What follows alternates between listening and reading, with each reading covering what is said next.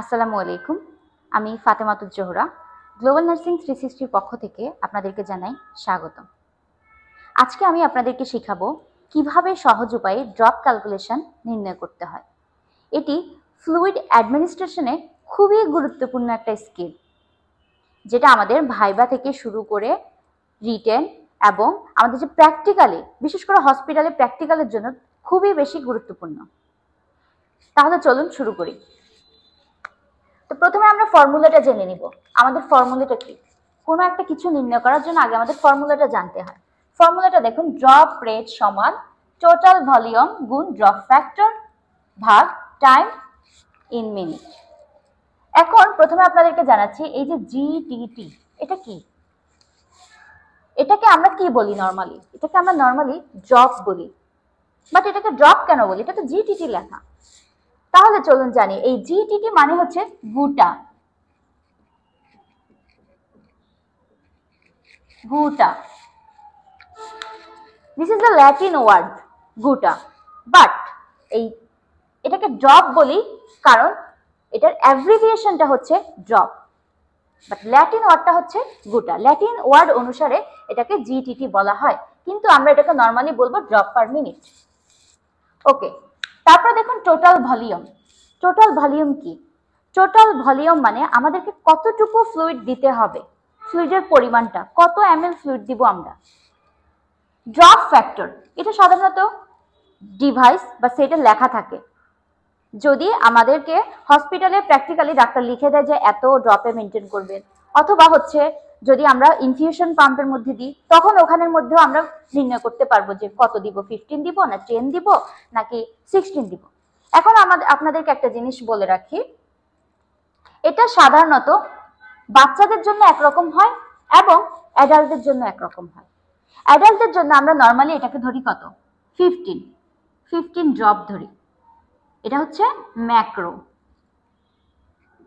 এটাকে আমরা বলি ম্যাক্রো সেট। ম্যাক্রোতে আমরা যখন সেট করব 15 দিয়ে এখানে গুণ করব। আর যখন আমরা মাইক্রো সেটে দিব, মাইক্রো সেট কাদের হয়?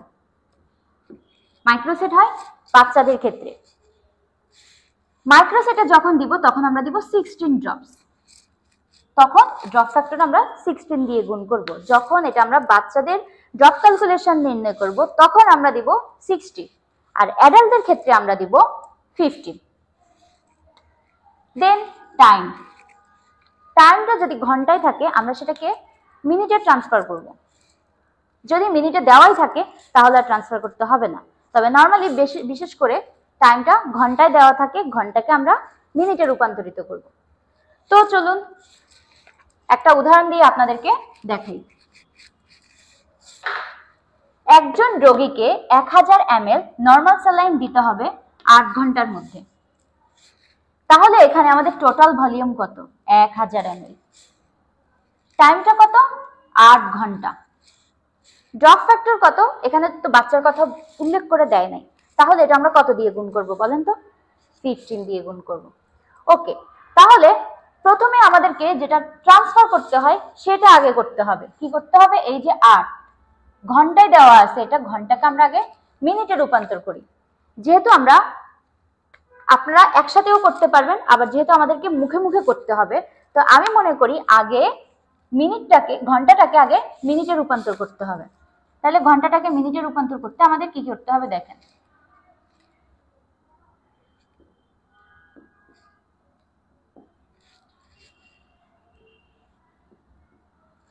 ষাট মিনিটে 1 ঘন্টা, তাহলে আমাদেরকে কত দিয়ে গুণ করতে হবে? 60 দিয়ে। তাহলে এখানে কত আসতেছে? 480, 480 মিনিট। চলুন তাহলে এবার আমরা ক্যালকুলেশন করি। প্রথমে দেখুন টোটাল ভলিউম, আমাদের টোটাল ভলিউম কত ছিল? 1000। ড্রপ ফ্যাক্টর আমরা কত দিব? যেহেতু এখানে উল্লেখ করে দেয় নাই বাচ্চার কথা, একজন রোগীকে, তাহলে আমরা নর্মালি অ্যাডাল্টদের জন্য দিব। তাহলে অ্যাডাল্টদের জন্য আমাদের কত ছিল? 15। দেন টাইম আমরা কত পেয়েছি? 480 মিনিট। আপনারা হাতের কাছে ক্যালকুলেটর থাকলে অবশ্যই ক্যালকুলেটর ইউজ করবেন।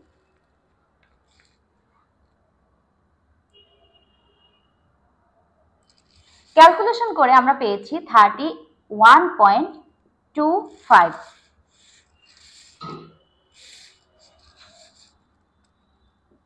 Drop per minute. বাট আমরা তো এভাবে দিতে পারবো না। 31.25 কি দেওয়া যায়? দেওয়া যায় না। এটাকে আমরা ধরবো approximately 32.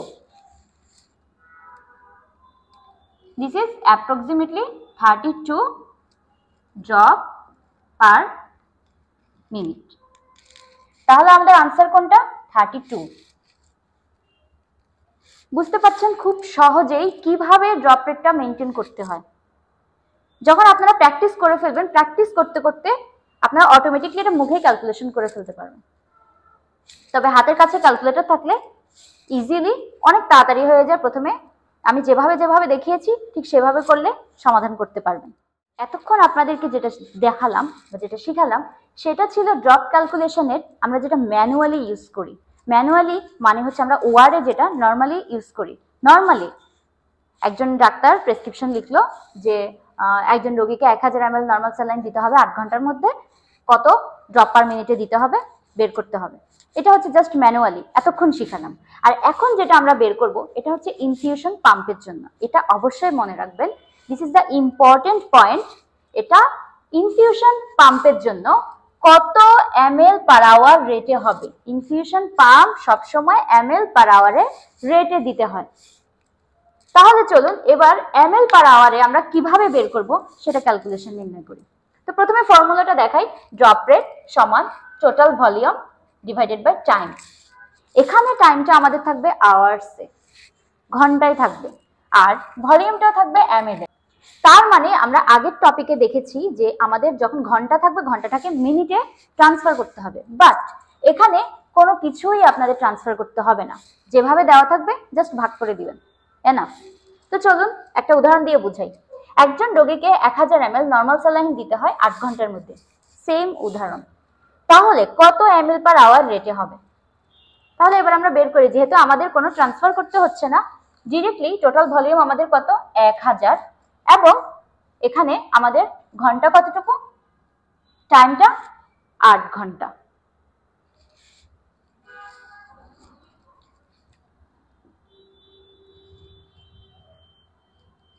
আমাদের কিছুই করা লাগতেছে না, জাস্ট ভাগ করে দিব।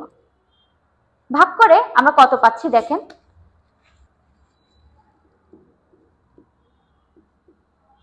125।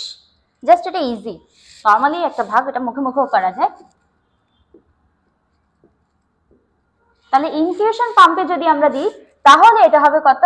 125। আর আগেরটা মনে আছে কিনা চেক করুন। যখন আমরা ম্যানুয়ালি দিব তখন আমরা দিব 32 ড্রপস পার মিনিটে, আর যখন আমরা ইনফিউশন পাম্পে দিব তখন দিব 125 ml পার আওয়ারে। এতক্ষণ আপনাদেরকে ভিডিওতে যা যা শিখালাম অবশ্যই মনে রাখবেন দুইভাবে, একটা ছিল ম্যানুয়ালি আর একটা ছিল ইনফিউশন পাম্পের জন্য। ম্যানুয়ালি যেটা ছিল সেটা হচ্ছে ড্রপ পার মিনিটে, আর ইনফিউশন পাম্পের জন্য ml পার আওয়ারে। আপনাদেরকে কিছু টিপস দিই কিভাবে এই সহজ উপায়ে করবেন। আমার এটা লিখে অবশ্যই আপনারা শিখবেন এবং সঠিকভাবে ক্যালকুলেশন করবেন।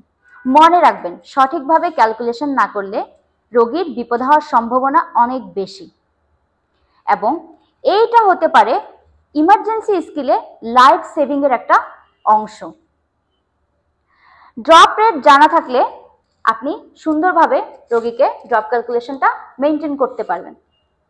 পরবর্তী টপিকে আমরা অন্যান্য কিছু আলোচনা করব ফান্ডামেন্টালের। তো আজকে এ পর্যন্তই, ধন্যবাদ সবাইকে।